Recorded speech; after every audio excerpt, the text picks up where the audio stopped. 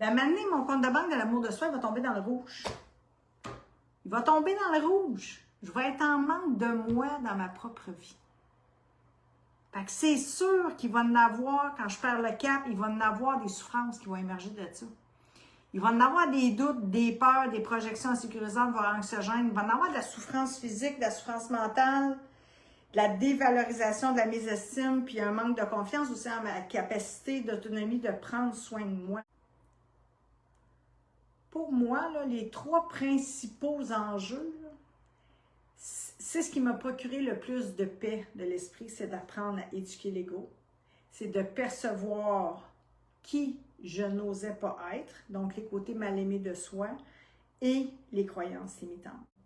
Parce que si on ne va pas là, dans les profondeurs du cœur, de l'être, parce que l'ombre en psychologie jungienne a besoin d'être intégrée, bien, ça donne à manger à mon ego pour ruminer, pour me juger, pour me faire douter et me garder dans l'inaction.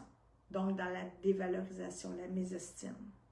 Et là, quand je ne me sens pas digne de recevoir, digne de cette vie, c'est comme légitimer mon existence, ma joie aussi, m'autoriser à être en joie, dans la simplicité et non pas dans la complexité. Tous ces éléments-là vont venir favoriser vraiment l'élévation du goût à la vie puis mon bonheur beaucoup plus stable et durable. C'est ce que je nous souhaite. Alors, occupons-nous de ces éléments-là pour aller justement nous apaiser et jouir de cette vie-là. C'est important de reprendre des guides de notre vie puis d'aller connecter au maître en soi puis de dire, ben ça, je vais choisir la vie que j'ai envie de me faire vivre.